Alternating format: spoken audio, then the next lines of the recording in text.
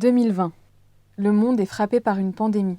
De nombreux pays sont contraints de mettre en place des mesures inédites et près de 80 d'entre eux confinent leur population.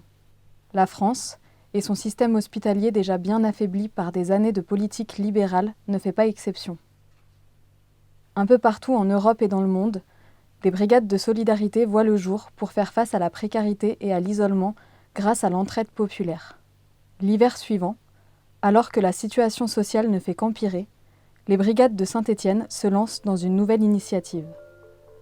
Déjà en lien avec de nombreuses autres brigades, l'idée naît de partir à leur rencontre et de coordonner avec eux une collecte à grande échelle au profit des exilés bloqués à la frontière italienne. Ton 2.0 s'exerce à la peutra. Paraît que ça parle de moi, non là ça pardonne pas. Y'aura jamais mon CD ouais sur tes cartes postales. Je m'occupe derrière un mic et puis je me barre de là.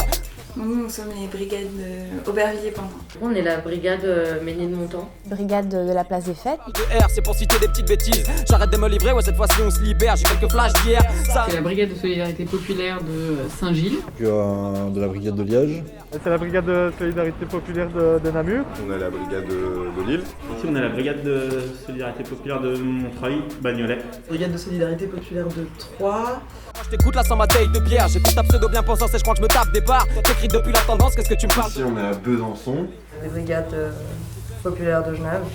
On est les brigades de solidarité populaire de Grenoble, centre-ville. Brigade de solidarité populaire de Grenoble, ici on est à Villeneuve. Vas-y, un deuxième pour les intimes sur le parvis. On a freestylé des dingueries. On fait partie du collectif Casa sur Toulouse. Je fais partie du collectif de la Marotte sans nom, de Volzens. C'est la Marotte du cœur. Et on va vous expliquer un peu.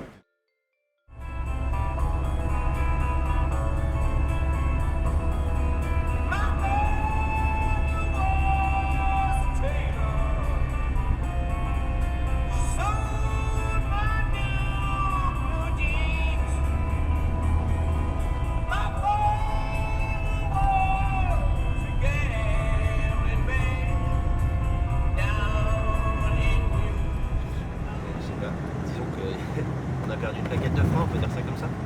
En même temps, Marie, elle l'avait dit.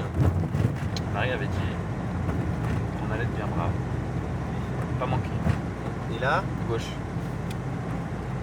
Les brigades de solidarité, elles se sont créées du coup au premier confinement, au tout début du premier confinement.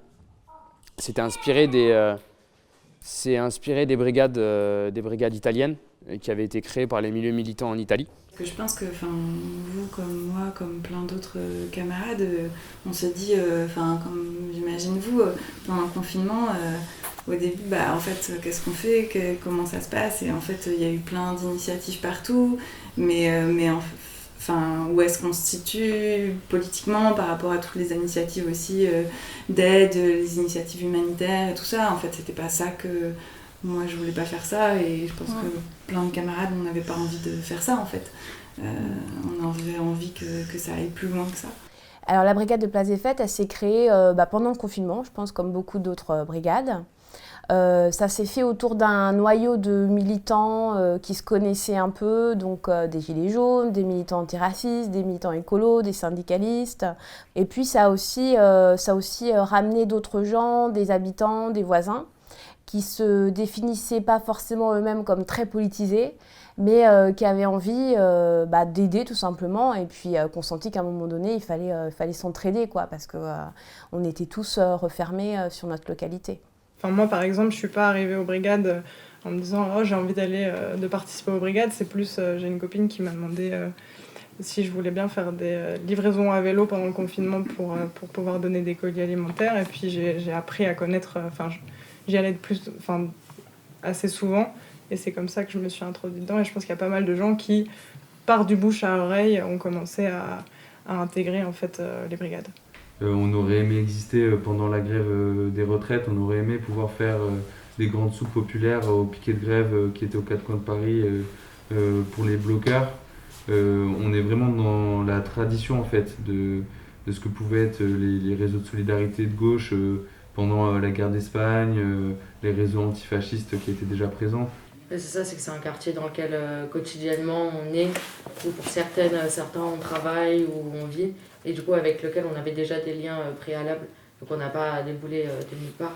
Et après, c'est vrai qu'historiquement, en plus de ça, c'est un quartier populaire où il y a eu plein de formes de résistance, que ce soit pendant la Commune, que ce soit pendant les grèves de 36, où il y a vraiment eu des formes d'organisation qui sont plus les mêmes aujourd'hui, parce que le quartier est aussi enclin à la gentrification et à tout genre de dynamique qu'on voit dans la plupart des quartiers de Paris, mais qui gardent une forme de solidarité populaire un peu unanime au sein des habitantes d'origine, entre guillemets.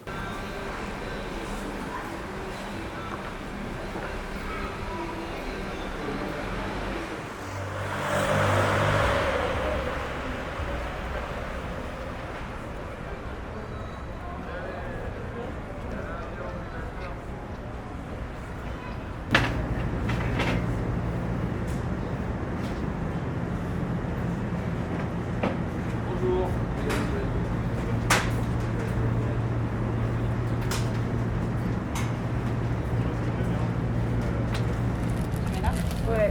Juste une question, moi j'ai des couches de bébés ouais. C'est juste que le pack est déjà ouvert. Parce que... Est-ce qu'elles sont conditionnées à l'intérieur, les couches?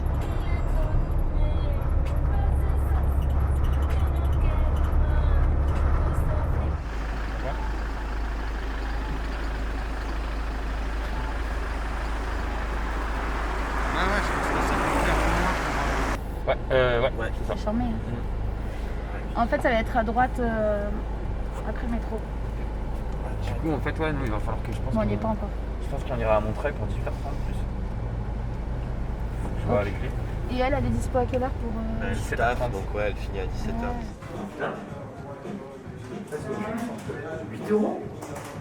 Le Poulpe Ressourcerie, c'est un projet associatif. Dans les ateliers de tri qui sont là-haut, on va tout trier, nettoyer et réparer afin de redonner aux objets une seconde vie. Donc ici, tu peux trouver du textile, comme du bibelot, comme des meubles, du bouquin.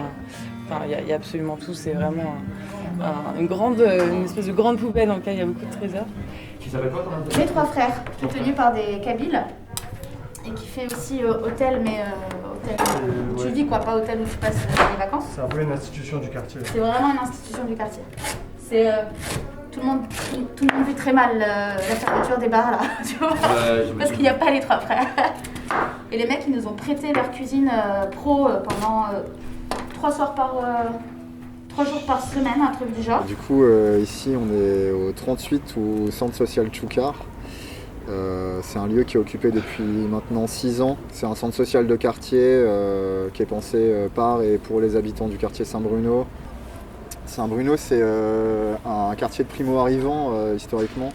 Du coup, un faubourg ouvrier autour du centre-ville qui du coup est plutôt teinté de la dernière vague migratoire. Du coup, c'est plutôt un quartier rebeu aujourd'hui et en voie de gentrification relativement lente pour un processus de gentrification. Donc t'as les pauvres qui sont vraiment poussés hors des logements, qui sont avec la pression immobilière. Donc on va sur la place des Fêtes, donc c'est une grande place où il y a plein de magasins et on demande aux gens de donner des produits.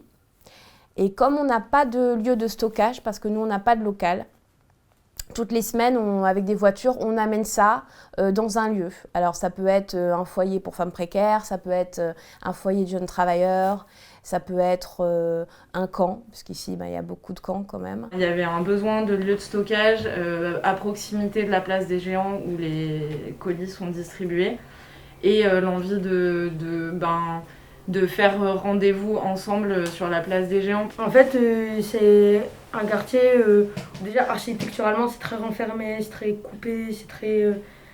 c'est un petit peu délaissé, un peu comme tous les quartiers de France, hein, mais... et la crise du Covid, ça a vraiment été très très dur. Enfin, sur tous les plans, que ce soit sur le plan financier ou alors le fait qu'on avait des flics... le maire a dû dire aux flics calmez-vous avec Villeneuve, quoi. Pendant les 2 premières semaines, c'était toute la journée, 6 fourgons juste pour nous, tous les jours. Du coup à 16h, tout le monde sort des écoles et nous les daronnes elles passent nous voir prendre un sac, font l'atelier. Bonjour. Le vendredi, on les attend impatiemment. Hein, les filles cool. Le vendredi, les brigades, ils nous ramènent la joie. En hiver, on était là, ils nous ramenaient les gâteaux. Ouais. Quand il pleut, on est là. Mais même les personnes âgées, elles sont super contentes. Ah ouais. Chez nous, on a notre petit stand avec un petit drapeau et les trucs, et voilà quoi. En gros, moi j'habite là, j'habite à la place des Géants. Et en fait, je connaissais des gens qui faisaient des brigades à Montreuil et à Paris. Okay. Et au début, franchement, le premier mois de confinement, je me suis dit, ouais, mais il y a des gens qui vont faire des trucs à Grenoble, je vais les rejoindre. Puis j'attends, et c'était un petit peu long. Et après, à la fin, je me suis dit, go en fait. Enfin, go les créer. Bon, en fait, ça a démarré parce que j'ai mis le filtre sur Facebook. Hein. Ça a vraiment démarré comme ça. La petite anecdote, j'ai mis le filtre sur Facebook et dans les commentaires, il y en a qui ont dit, ah, ça se crée à Grenoble, je suis chaud d'aider. J'étais là, go. Et en fait, c'est parti comme ça. On avait plutôt essayé de passer par la voie légale, en faisant à manger dans l'ancienne crèche du quartier, plutôt avec un truc légalisé par la préfecture et la mairie et tout ça. Ça nous a été refusé. Et du coup, au moment du deuxième confinement, il y avait déjà les brigades de Villeneuve qui existaient. Et il y a eu une dynamique assez naturelle en fait, qui s'est lancée. On a pensé à quelques-uns commencer à lancer ça et on s'est retrouvé à 80 le lendemain, quoi. La distribution, elle s'est faite dès le début à vélo. C'était une volonté qui a émané de l'atelier vélo qui est présent ici. Et aussi avec un côté très féministe dans les personnes qui distribuaient la nourriture. Donc on s'est un peu appuyé sur les choses qui étaient présentes ici. On a mis en place deux choses, on fait aussi le marché gratuit pour que les gens se déplacent. Et c'est aussi pour les amener à venir dans le lieu, parce qu'en fait il y a d'autres choses ici, il y a l'atelier vélo, il y a un magasin gratuit en dessous. C'est vrai qu'au tout début c'était le réseau RESF, Éducation sans frontières. Et puis après oui, ça s'est élargi, là c'est bouche à oreille parce que c'est des gens qu'on a même des fois jamais vus qui viennent, c'est des nouveaux. Je commençais plus à trop avoir d'espoir sur la ville et quand j'ai découvert la DSP, je fais oh waouh, si tout est possible. Avec des manifs qui s'arrêtent au feu rouge. Ouais. C'est une ville de droite vieillissante, avec des étudiants de droite, plutôt école de commerce. C'est une ville qui est ouvrière à la base, mais avec un ouvriérisme spécialisé, avec l'horlogerie, les bonnetiers, avec une tradition forte d'anarcho-syndicalisme. Liège, c'est une ville ouvrière historiquement. Il y a vraiment des quartiers populaires qui sont ultra sous pression, que ce soit de la police ou de la misère. Et d'autres quartiers super bourgeois, en fait, avec rénovation, gentrification. Et c'est un peu le cas aussi, je pense, un peu partout, quoi. Ouais, l'action antifasciste de Genève qui s'est réunie pour fonder ces brigades et qui ont aussi fondé ça avec les JRG, la Jeunesse révolutionnaire de Genève. Ouais. Beaucoup de gens étaient surpris en fait à Genève de constater qu'il y avait des files d'attente de plusieurs heures pour récupérer des colis à 20 francs. En fait, tout le monde pense que tout va bien à Genève parce qu'il y a des hauts salaires, alors qu'en fait, il y a plein de gens, dès le moment où tout d'un coup il y a une situation comme le Covid, mais il y a plein de gens qui se retrouvent avec rien du tout parce que tout est très cher. Too much bomb, all around the world and too much war. And the people, oh, how does it work? Cause honey, honey, honey, be my lover. Honey, honey, honey, will be better. Honey, honey, honey, be my lover. Honey, honey, honey, will be better. Honey, honey, honey, be my lover. Honey, honey, honey, will be better. Honey, honey, honey, be my lover. Honey, honey, honey, will be better. Cause up and you, as you're gonna see what they do, you're gonna see how they lie. You're gonna see the consequences of all the mistakes. Come on, we are all the... C'est la salle de l'atelier qui a été créée assez récemment dans le centre culturel autogéré de l'usine, qui est un lieu assez important au niveau de la culture alternative et populaire à Genève. On fait partie du réseau des brigades de solidarité populaire. On s'est monté pendant le premier confinement comme les autres brigades.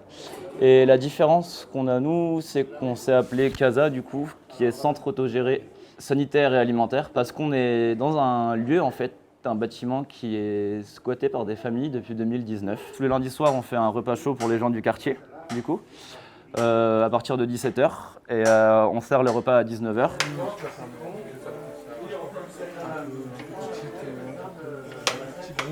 Des groupes locaux aux États-Unis.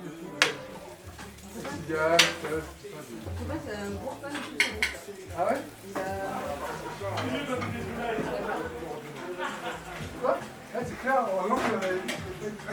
Ce lieu est divisé en deux parties. Il y a 5 appartements sur le dessus où les familles vivent.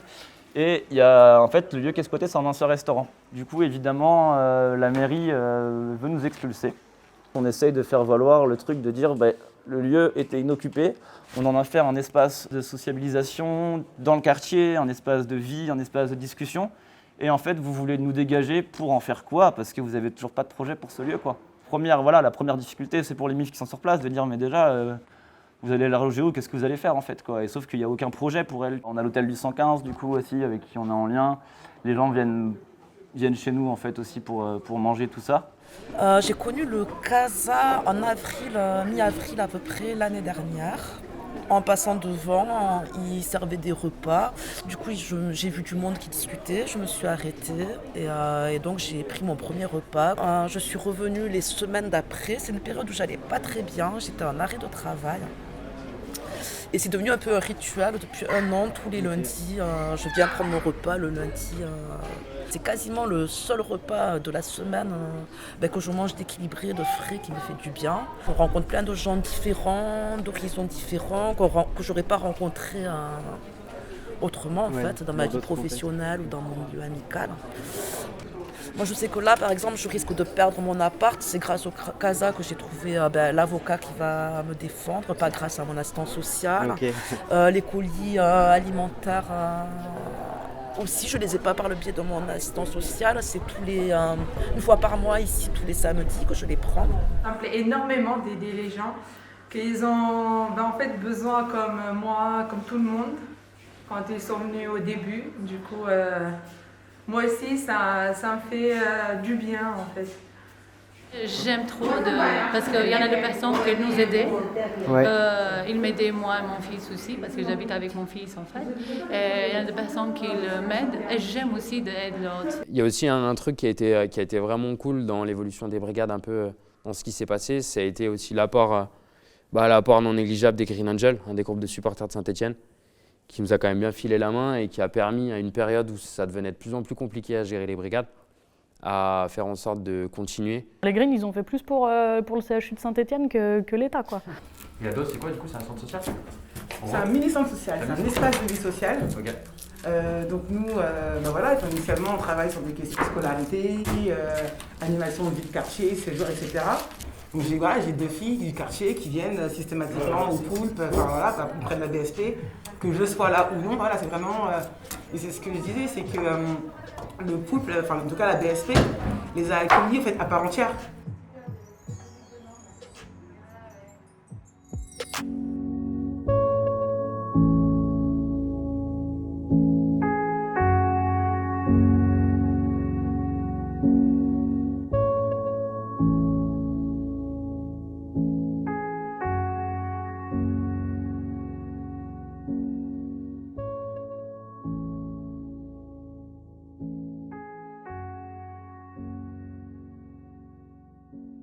Vous avez vécu un peu de la répression ici ou par rapport à les vos actions? flics viennent toujours, mais soit ils prennent des notes, soit ils bouffent, ils restent dans leur combi, ils nous tolèrent. On a eu un squat à un moment, pas au centre-ville, mais un peu en périphérie, qui lui a été... on a eu une descente de flics il y a quelques mois, donc ils ont coupé l'électricité, donc ça a été beaucoup plus difficile aussi de faire les permanences. Et c'est à ce moment-là aussi que malheureusement la brigade a commencé un peu à baisser en niveau. Et au niveau des énergies aussi, parce que ça a pris vraiment beaucoup d'énergie au début. Et on n'a pas vraiment réussi malheureusement à renouveler le truc. Moi je tente un peu de relancer la brigade pour le moment, mais je pense qu'il n'y a pas vraiment d'énergie pour le moment malheureusement, quoi. Récemment, il y a eu la fameuse manus du 12 décembre. Où là, le collectif, le cortège Brigade Île-de-France s'est ouvertement fait attaquer par les keufs, quoi. Et où il y a eu 6 ou 7 camarades des brigades qui se sont fait interpeller et plus de 150 personnes au sein de la manif, pour le coup. En fait, on se rend compte que quelle que soit la place qu'on occupe dans le cortège, quel que soit nos modes d'organisation, c'est une répression qui est potentielle et de plus en plus violente. Donc ça, c'est des stratégies collectives qu'on essaie d'établir, mais ça rend le travail politique, je trouve, et notamment le travail dans la rue, encore plus compliqué.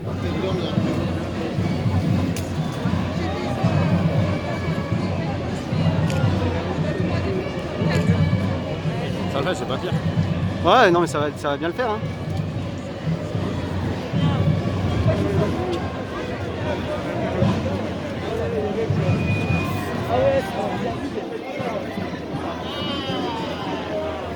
Ils vont pas nous faire la même que le 5 décembre.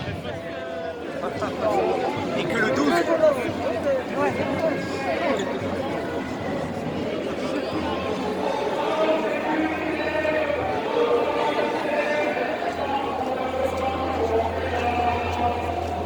Les policiers qui font mal leur travail, qui mutilent, qui blessent et qui tuent.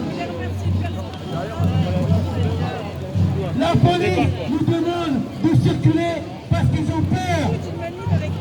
Ils ont peur qu'on la ce soit. Après, les flics à 3, ils ont quand même mis des amendes à des SDF Ouais, devant nous, alors que nous, on honnêtement, était 10 à préparer des cagettes, là. Nous, ils nous ont pas touchés, ils sont pas venus nous voir. Ben, par exemple, les hommes viennent pas chercher les colis devant l'usine parce que c'est justement un lieu où il y a pas mal la police et puis ben, ces hommes, délit de faciès, tout ça, ils sont plus facilement arrêtés. Donc en fait, on va les déposer dans un lieu où eux ensuite viennent les chercher. Donc c'est Enfin, on fait ça parce que la police et parce que c'est le seul moyen qu'on a trouvé pour qu'eux se sentent assez en sécurité pour venir récupérer ces colis. Et c'est peut-être ça aussi, je sais pas, qui est peut-être un peu différent vis-à-vis des grosses structures qui font des distributions, c'est que je sais pas si ces gens-là oseraient passer par des structures plus officielles. Plus récemment, on a une famille qui a été expulsée et c'est vrai que se sont retrouvés parmi nous des gens qui bossaient pour notre abri. Ils ont bien senti qu'on leur demandait de collaborer et de remettre quelqu'un qui était à notre abri à la police. Au même titre qu'il y a quelques temps avant, on avait demandé à une directrice d'école de remettre aussi des enfants à la police. Je sais pas, pendant le premier confinement, ils ont donné des matraques électriques, des bâtons électriques, des matraques électriques au CAF. Enfin voilà, on voit ce que c'est en fait, qu'est-ce que c'est que la politique qui est menée au gouvernement, la voit quotidiennement ici en fait. De surveillance généralisée, les Surveillance drones, les hélicos et tout ça, c'est des trucs qui se sont un peu renforcés pendant le confinement, mais qui étaient déjà très présents à la base, quoi. C'est aussi une des villes et une des zones d'expérimentation de la répression, voilà quoi. Il y a eu des expulsions, c'est faut le dire, des expulsions de camps de migrants pendant ce confinement. Il y a eu des situations où les policiers, les flics, ils balançaient les tentes dans la Seine, ils essayaient de les expulser partout, etc. Et donc du coup, en fait, l'idée c'était d'être présent sur le terrain en tant que brigade pour pouvoir... Enfin, il essaie de limiter les violences policières, en tout cas. Filer du thé chaud, être là à leur côté pendant ces ratonnades. C'était des ratonnades. En tout cas, là, il vient de se passer quelque chose d'hyper grave à Bruxelles. Donc samedi, un jeune homme de 23 ans, en pleine santé et tout, qui est décédé après un contrôle de police. L'enquête est en cours. Il était en train de filmer la police vers 20h, avant le couvre-feu, même si ça ne justifie rien, mais genre, je veux dire, au moins les preuves sont là, quoi, parce que c'est dans son admission à l'hôpital, etc. Mais en tout cas, la police a déclaré samedi que c'était après 22h, après le couvre-feu, qu'il n'avait pas de masque. Je pense que c'était faux d'ailleurs. Bref, et en tout cas, oui, la police se sort complètement de cette situation, même si en fait tout ça se passait, mais là, ouais, il y a quand même des morts, il y a quand même de plus en plus de morts, et ils se sentent complètement... Enfin, ils ont un pouvoir de ouf, quoi. Alors, c'est pas la même situation qu'en France, en tout cas, à part dans les quartiers, c'est la même, c'est la même chose. On s'est aussi joint au comité justice et vérité pour Zakaria. Ouais, Zakaria, donc un jeune qui a été tué par la police ici à Troyes, qui s'est fait taser dans un hôpital. Dans son lit d'hôpital, attaché à son lit d'hôpital. Donc le but c'était d'interdire l'utilisation du taser en milieu hospitalier, quoi. Ce qui paraît tellement évident. Ce qui pourrait paraître logique. Je croyais que c'était que les défibrillateurs en fait, mais non. C'est pas gagné encore. Mais là, effectivement, le fait qu'il n'y ait personne dans la rue pour surveiller les flics, après 22h, ça pose un énorme problème. Se fera m'accaber. Et si tout le monde déteste la police, c'est pas pour des amendes, c'est que t'es rien de plus qu'un bouclier qui tient debout ce monde. Et tu voudrais qu'on applaudisse le fait que tu défendes un ordre injuste et meurtrier. La veuve et l'orphelin, c'est tes maîtres qui les sèment. Les bons keufs, c'est sur TF1, en vrai personne les aime. Y'a que toi que tu impressionnes avec costume et matraque. Tu vas sauver personne, toi tu mets des prunes sur la 4, c'est pour le bien de qui. Les coups de cutter dans les temps tentes, des types qui fuient les nations, où la tienne a semé la guerre, ou quand tu les empiles dans les geôles puantes, des cracks qui servent de prison avant de les rejeter à la mer. N'en s'agit pas d'individus qui seraient nés hors mariage, c'est le métier qui fait le bâtard, quel que soit le projet qui y mène la vertu, la bonté ou comment tu l'imagines. Être star en soi, c'est protéger des criminels. T'as qu'à bosser, t'as qu'à bien te tenir. T'as qu'à bosser, t'as qu'à bien te tenir. T'as qu'à bosser, t'as qu'à bien te tenir. Te tenir, t'as qu'à bien te tenir. Sac à billet, t'as qu'à bosser, t'as qu'à bien te le dire. T'as qu'à boche, sac à bosser, sac à beau, pas cabochard, va câbler, cabane à câbler. Abracadacab, cabochard, ce sera macabé. Ils chassent leur la loi, c'est juste ta raison. La démarche est valeureuse si on néglige tant que c'est au nom de la loi de ta putain de nation qu'ils ont aussi donné des feux, joues des résistants. Un appel à l'aide, étouffé sous un genou. Quoi l'IGPN, merde, flic est un flic et s'en fout entre ce qui se passe en douce et ce qui est pris dans les phares. Y'a bien 1312 bonnes raisons de mépriser les gens. En fait, ce serait avantageux, comme ça on pourrait leur demander où on peut acheter une vignette. Oui, bah là non, on passerait pour des bons élèves. C'est pas ça. Dédouanement, taxe. Attends, vas-y. Vignette. Ah ouais. Comment on fait? Un vignette dessus. Comment on fait pour... Regarde-toi dans les frics.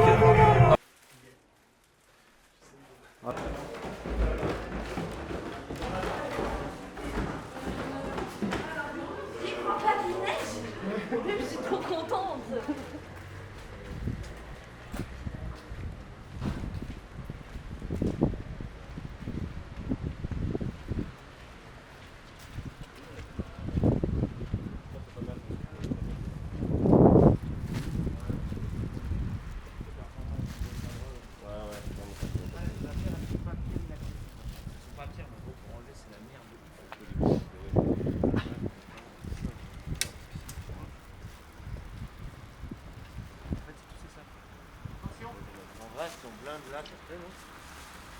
On s'est dit comment on continue et c'est aussi pour ça qu'on a choisi de ne plus inscrire les gens parce que toute cette administration ça nous coûtait une énergie folle, il fallait mettre les noms sur les colis, on demandait aux gens leurs préférences alimentaires et tout ça, on n'en pouvait plus. Il y a ça, donc puis ça ne correspond pas trop à ce qu'on voulait faire en plus parce que ça fait vraiment trop carré. Là il y a un libre-service, c'est beaucoup plus chouette je trouve.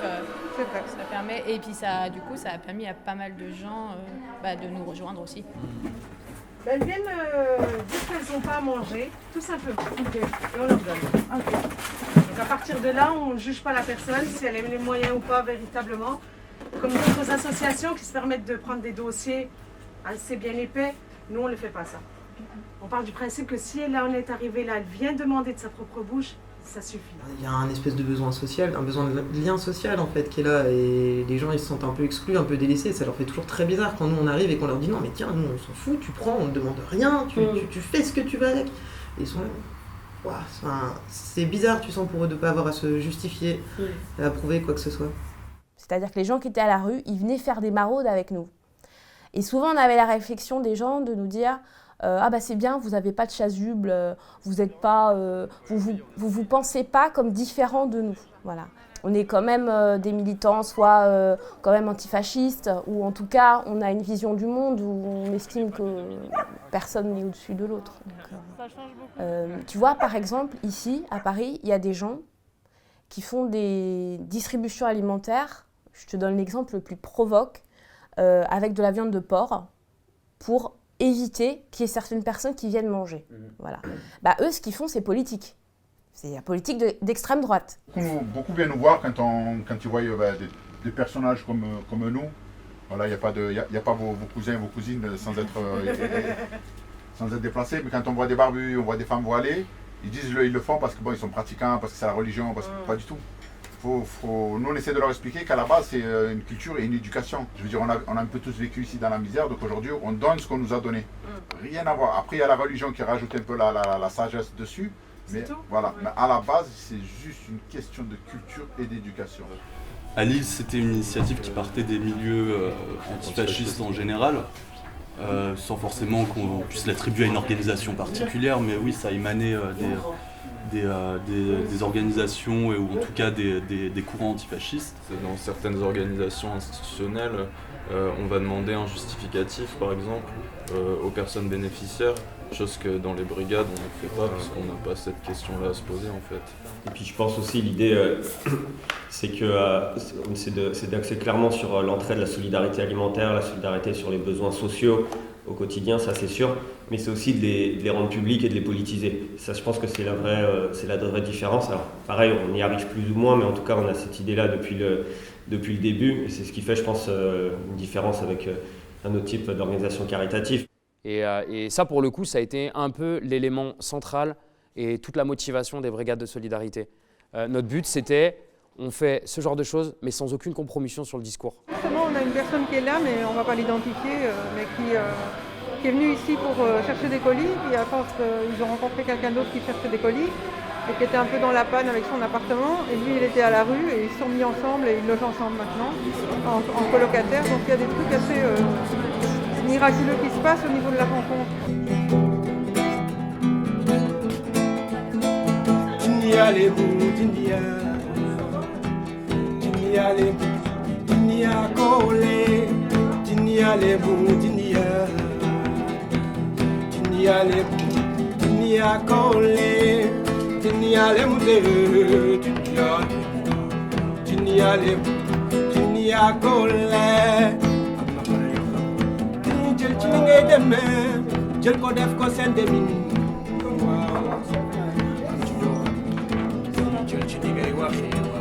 jël ko def ko seen waxin waaw waaw xaaleel yoo xam ne duñu fàtte na xaaleel yoo xam ne duñu fàtte am ci xaaleel yoo xam ne duñu fàtte gone la Timbaliko Gonella waya Timbaliko Gonella wiyo Timbaliko Gonella Acha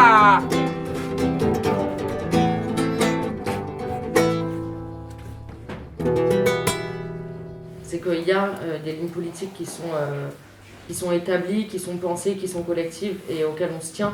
Mais il y a aussi un ancrage dans le réel qui fait qu'on doit répondre à des choses qui sont immédiates. C'est un peu gros dit comme ça, mais ça se lie un peu avec un travail syndical, tu vois. Un travail qui va pouvoir remettre en question des conditions salariales dans leur ensemble, mais qui pour autant vont répondre à des besoins des travailleurs, des besoins immédiats des travailleurs et travailleuses. Donc ça va être de l'aide juridique pour les contrats, ça va être de l'aide alimentaire. Et puis voilà, parce que on n'est pas voué, ce syndicat n'est pas voué normalement à faire de ce genre d'aide alimentaire. C'est vraiment la crise sanitaire qui nous a poussés. Mais après, ça pose problème dans la temporalité parce que justement, en fait, si on agit que dans l'urgence, comment on crée quelque chose de neuf parce qu'en fait, on est tout le temps en train de penser les plaies, comme ça. Ouais, tu vois, du coup, ça permet pas de construire quelque chose de nouveau, ça permet juste de dire non, je suis pas d'accord, en fait. L'aide alimentaire qu'on fait, c'est sur du court terme. C'est-à-dire que le soir, les personnes elles pourront manger, elles auront le ventre plein, elles auront une boisson chaude, mais elles sont toujours, pour celles qui vivent dans la rue du moins, même pour celles qui sont dans des appartements assez précaires, sur du long terme, elles sont toujours dans une situation difficile ou voilà. En gros, on ne voulait pas faire nous de distribution alimentaire comme on avait pu faire dans chacun nos brigades pendant le premier confinement, justement pour éviter des situations où nous, quand on est moins actifs, les besoins des gens ils restent les mêmes et du coup on peut pas les aider. Là demain ça va être grave chaud, on va avoir vraiment pas beaucoup, il y a plein de familles qui vont repartir avec très peu ou les bras vides et ça nous met la mort, mais en même temps on sera là et on sait que quand on a fait ça, les familles elles nous remercient quand même, elles sont contentes qu'on soit là, elles boivent un thé, un café avec nous et c'est ça qui est important et c'est ça qui fait le sens de ce truc quoi. Le problème très vite, c'est que du coup, on repose toujours sur les mêmes réseaux, les mêmes milieux, et donc les gens, au bout d'un moment, en fait, ils peuvent pas donner toutes les semaines, quoi. Et là aussi, tu te dis, dans une question de solidarité, moi, je veux pas aller chercher des gens au SMIC pour qu'ils me donnent des trucs toutes les semaines, quoi. Il y a un truc qui est incohérent là-dedans. Et là, un sachet type, on met l'essentiel, en fait. Une brique de lait, de l'huile, conserve, pâtes, Et compote ou gâteau quand on en a. Et il y avait des gens qui traversaient toute la ville, parce que pas forcément moyen de locomotion, pour aller récupérer un colis avec de la base. Donc c'est ça, je pense aussi c'est un des trucs qui nous a un peu frappé quand même, et qui nous a mis un peu une claque, c'était de se dire en fait à quel point la précarité, le niveau de précarité dans lequel les gens pouvaient être. Et après, faire des collectes devant des supermarchés, on l'a fait de temps en temps. Le problème, c'est le même, c'est que du coup, en fait, tu te retrouves devant un supermarché. Alors, tu fais rentrer plus de bouffe parce que les gens que tu vois, tu leur demandes de la bouffe qu'une fois et ils te reverront plus. Donc, du coup, ça incite à être, on va dire, entre guillemets, plus généreux. Ce qui fait que tu repars avec 4-5 caddies de bouffe à la fin de la journée, c'est génial. Mais ces 4-5 caddies, tu te dis que Carrefour, Auchan, Leclerc, machin, ils les auraient pas vendus si on n'était pas venus. Ouais, donc, en fait, on leur gonfle leurs ventes. Donc du coup, ça fait chier parce qu'ils sont une grosse partie du problème, on n'a pas envie de leur gonfler leurs ventes. L'autre solution, c'est de passer des partenariats avec des magasins, mais les 3/4, en fait, ces partenariats, ça leur sert à défiscaliser, donc là aussi à gagner de l'argent. C'est ce qui est quand même magnifique, c'est que les mecs, ils ont réussi à faire du pognon sur les gens qui n'ont pas de pognon. Moi, je trouve ça fabuleux, quoi. Ok, surtout qu'en plus, les supermarchés bio, comme ils sont plus récents, ils n'ont pas encore mis en place de structure de solidarité washing, quoi. Contrairement aux autres grosses structures de gros supermarchés, en fait, ils n'ont pas encore de partenariat, ils sont plus axés sur l'écologie et pas du tout sur le social. Et du coup, comme nous, on est arrivé avec un truc hyper social, ils ont sauté sur l'occasion pour se refaire une image. Leur amener leur bonne conscience. Voilà, c'est ça. Nous, on a entièrement conscience de faire ce jeu-là et ça ne fait pas plaisir. On est en train de monter un réseau de solidarité ville-campagne et de se mettre en contact avec des paysans pour, plutôt que d'aller chercher juste dans les poubelles du capitalisme, aller directement se mettre en réseau avec les gens qui produisent directement. C'est sur la base de ce que faisaient les coopératives ouvrières à partir du 19e siècle, quoi. Là, on est dans le quartier de la Bellevilloise, à Ménilmontant, et la Bellevilloise, c'est une des plus grosses coopératives ouvrières de Paris au 19e siècle. Ça a commencé au lendemain de la Commune. Et en gros, la politique, c'était achat direct aux producteurs, vente directe aux consommateurs. Covid-19, tenir ensemble.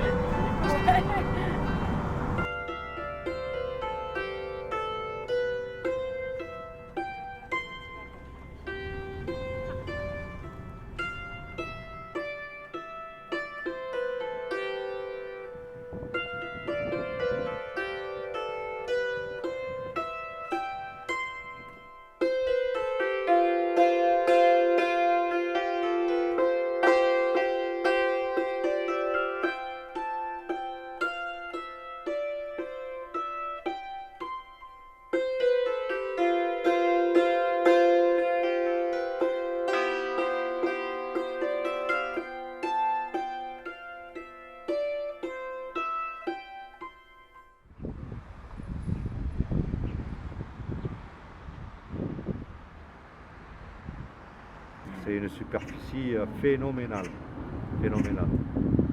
Que dans le 14e arrondissement, on a peut-être, je sais pas, une soixantaine de cités. Peut-être plus. Que dans le 14e. Hein. Voilà, un peu de tout, de l'oignon, des concombres, pratiquement de tout. Voilà, d'un côté et de l'autre. Ça, c'est pour planter demain. Avec 45 mètres carrés dans ma cité, je suis autosuffisant en légumes de saison. C'est pour ça que j'essaye d'inculquer ça aux gens. C'est le drive 1, après on a là le deuxième drive.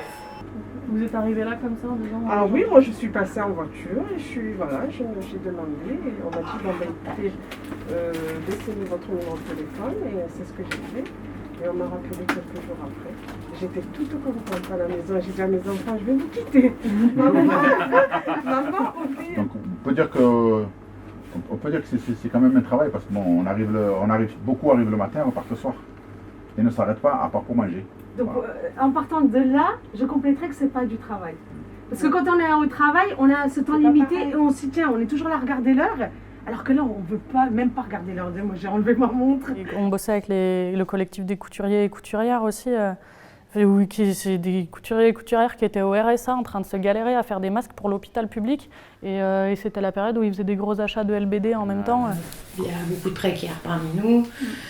Il y a beaucoup d'entre nous qui qui bénéficient aussi de certains trucs qu'on fait. Et notre action, elle était tournée du coup envers les étudiants salariés, mais aussi les étudiants extracommunautaires, parce qu'il y a beaucoup d'étudiants extracommunautaires à Besançon qui aussi sont obligés de se salarier pour pouvoir étudier et qui se retrouvent en situation de précarité parce qu'ils sont isolés, ils n'ont pas leurs parents, et puis il faut dire aussi qu'il y a beaucoup aussi de discrimination. Voilà. C'est faire sortir de l'ordinaire la précarité étudiante qui existe et qui est mise en avant par la crise sanitaire, mais la faire sortir de l'ordinaire et de l'acceptable. Parce que c'est acceptable qu'un étudiant aille travailler finalement. Oui, c'est une période de sa vie, ce sera mieux plus tard. Sauf que le taux de réussite aux examens, il n'est pas le même entre celui qui travaille et celui qui travaille pas. Non, mais parce que quand nous on s'est posé la question entre nous, on s'est dit est-ce que l'État remplit son rôle? Et puis on s'est dit un État libéral qui cherche à détricoter il remplit son rôle en fait de destruction des services publics. Ils ont voulu rendre rentable l'hôpital, donc évidemment il joue son rôle de bourrin, de la destruction des conquis sociaux. Et oui, donc oui, l'État remplit son rôle. Et oui, c'est normal de faire des brigades parce qu'en fait, ils font leur travail, quoi. Il n'y a rien à attendre d'eux. C'est la lutte des classes. C'est ça, c'est la lutte en vrai. La lutte des classes. Il y a une vocation à apparaître et à se développer, quoi. Donc oui, c'est dans l'absolu mauvais de devoir se substituer à un pouvoir étatique, mais ça reste une opportunité politique qui est super intéressante et qui est en fait, au fond, en tant qu'organisation politique, la raison d'être de la brigade, presque, en fait, j'ai envie de dire. Pour revenir à la question sur la différence Restos du Cœur, brigade, quoi. Les brigades prennent la place de l'État quelque part, mais en même temps, l'État il joue son rôle, c'est-à-dire qu'il joue le rôle de maintenir les privilèges, de maintenir les rapports de domination, donc il joue pleinement son rôle. Et nous, on essaie non seulement de faire en sorte que les personnes qui souffrent le plus de ces rapports de domination puissent essayer de s'en sortir, tant que c'est possible, au moins pour avoir quelque chose à manger. Justement, on ne peut pas reproduire ce schéma. L'idée, c'est vraiment de cultiver l'entraide. Et puis on essaie de développer un peu une solidarité de classe, avec une vision critique de la gestion de la crise sanitaire, une vision aussi anticapitaliste. C'est un peu ça aussi qui sort les gens de l'apathie quotidienne, quoi, dans laquelle malheureusement beaucoup de monde tombe, parce que c'est normal, on est clairement en fait asphyxié par un virus qui s'appelle le capitalisme, quoi. Chuck. Oh. Laisse comme ça, faut que j'y retourne, cousin. C'est Harapeg, une nouvelle guerre tous les matins. Prendre mes patins, c'est pas la peine. Et je suis qu'un homme, on me fait du mal. J'dis Hamdoullah tous les jours. RAS comme Kalash Kribi, je fais du buzz et je fais des tours. Paka, roum, bang. J'pilote le navigateur. J'pilote le navigateur. J'pilote le navigateur. J'pilote le navigateur. Training day. Training day. Training day. Training day. Training day. Training day. Training day. Training day. J'pilote le navigateur. J'pilote le navigateur. J'pilote le navigateur.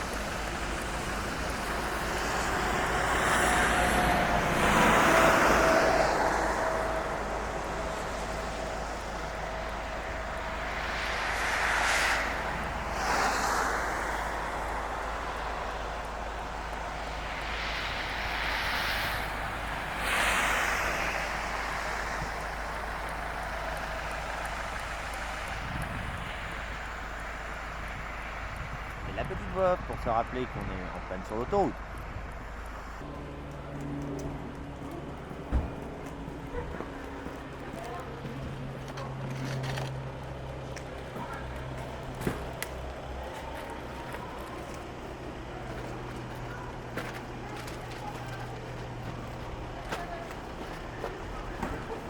Quand t'étais déçu, finalement.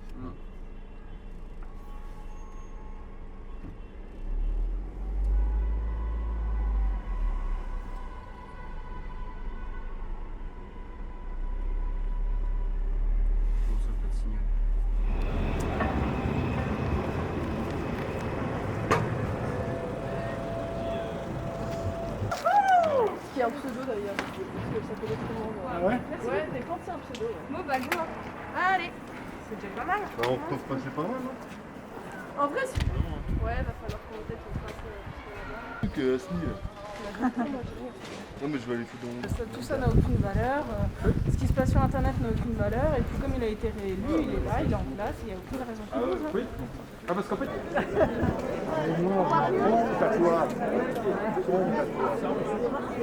C'est la suite avec les malades des EHPAD qui devaient mourir sur place pour ne pas encombrer les hôpitaux. Voilà ce à quoi sont confrontés les salariés de la santé, dont une immense majorité sont de femmes.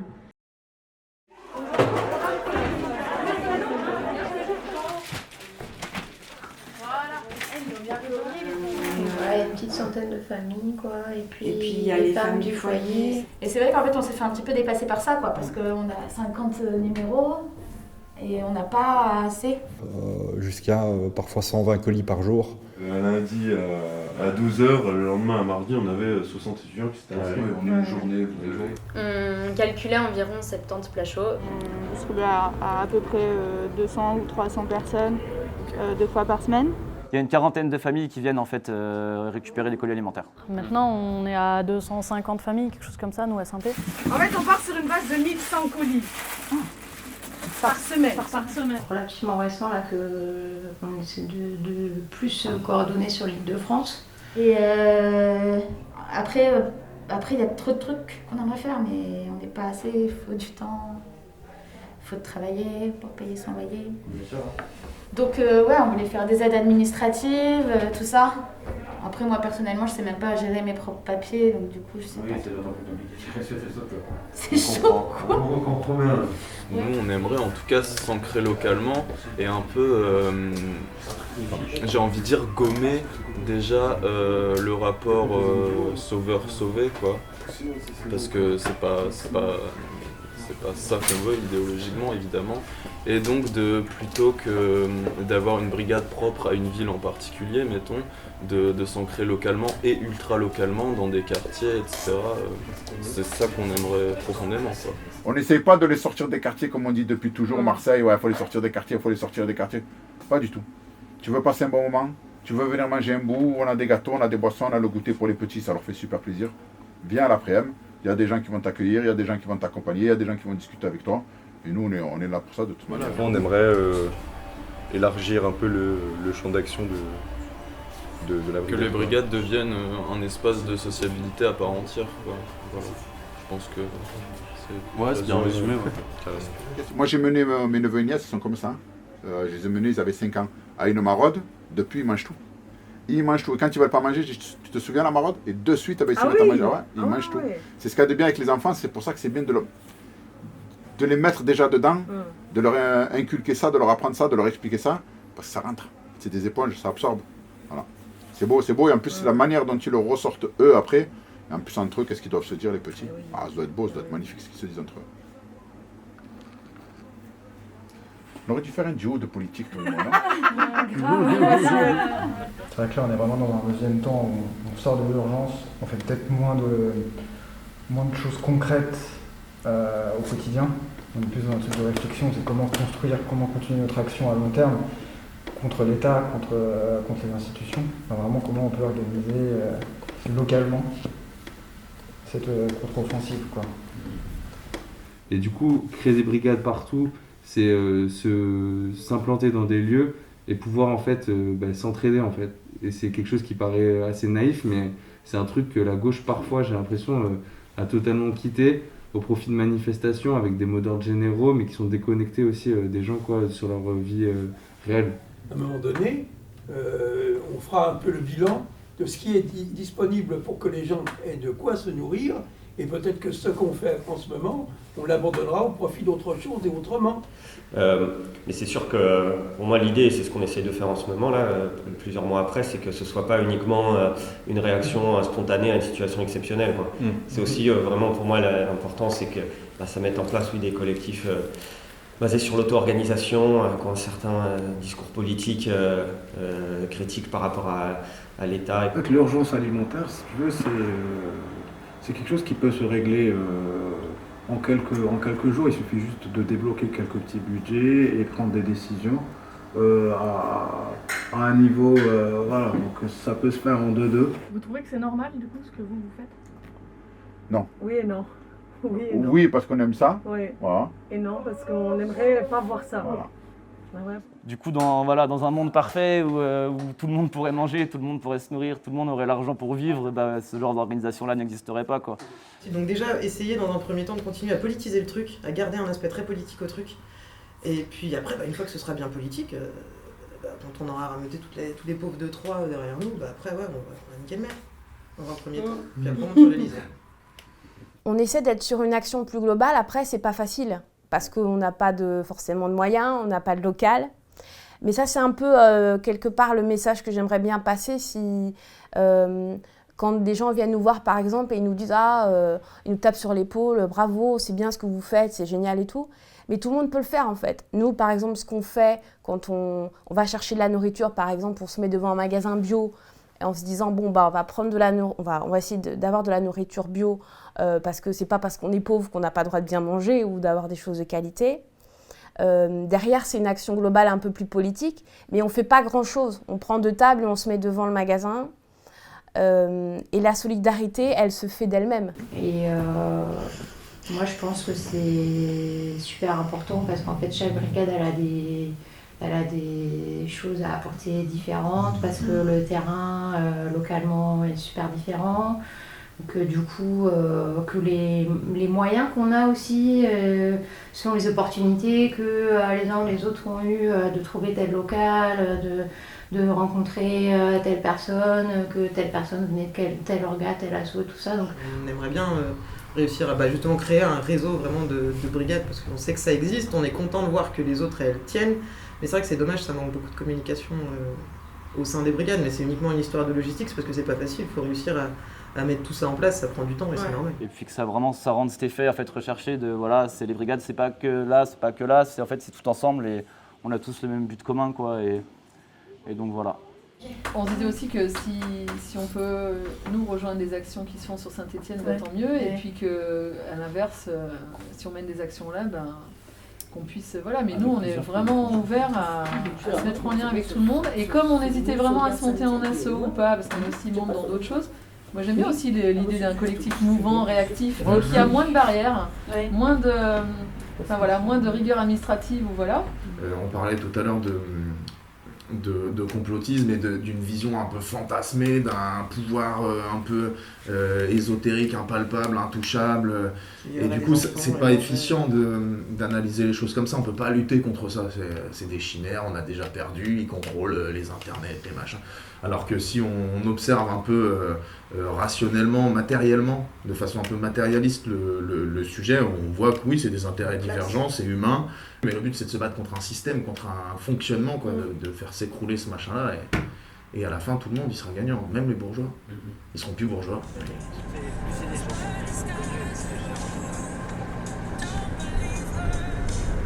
Super, comme ça, on n'a jamais raconté Super. C'était Super, il avait signé chez, je crois que c'est Universal. Ah, il avait sorti son album en exclu. 3 albums.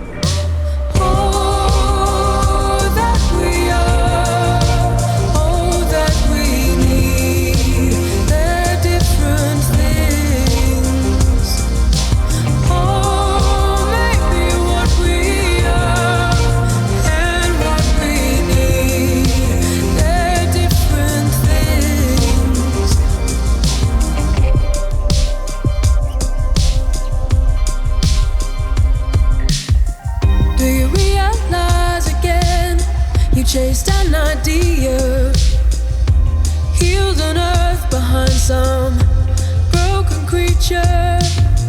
Maybe she loves you, and I'm just a preacher. Non-believers crying, don't believe her, don't believe her, no. Don't believe her, no.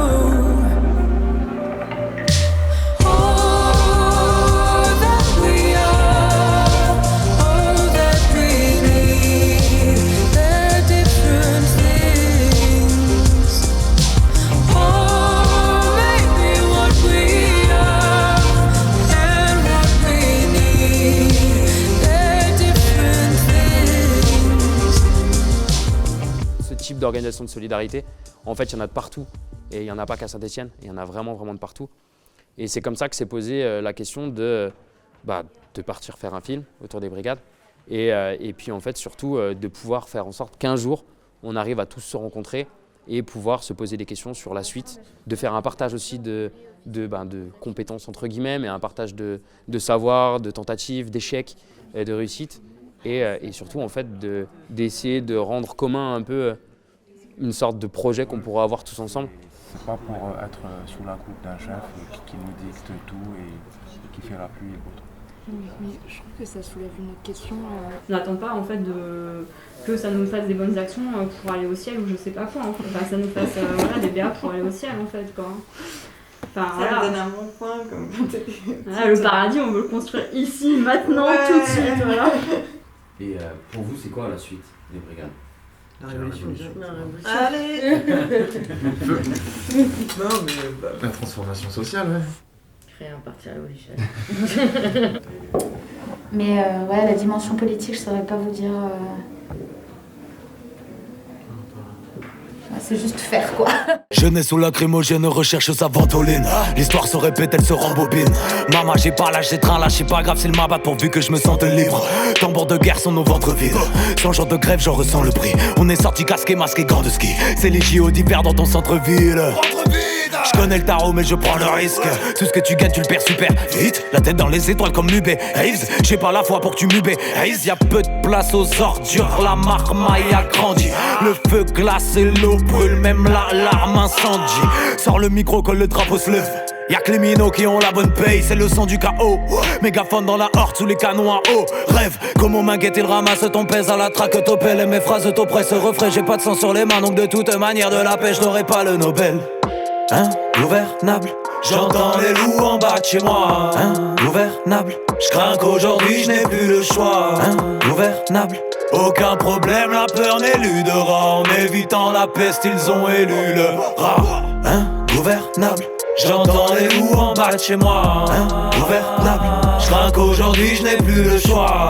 Ingouvernable, aucun problème, la peur n'éludera. Rappelle-moi le remède. Des mois sont passés, énorme décalage. Du joue comprendo, langage décalage. On est dur dans la hure, mental fait la gare. J'emmure la préfecture comme les Stéphanois. Alors les castors, on a bien fait barrage. La démocratie est partie au lavage. Et je vois des gros ravages. Et chez les Antillais, ma ville entière dans Micromania. Mais ces gros bâtards tirent au hasard. Sur la tête de jeunesse, t'as pas juste. Y'aura pas d'enquête, y'aura pas de preuve. Comme un flashball, ça tape pas l'œil. Ils ne s'intéressent qu'aux symptômes. À quoi servent nos impôts? Le remède du cancer se trouve dans le cerveau d'un pauvre. T'as voulu nous représenter dans ta cabriolet, donc on t'a rayonné.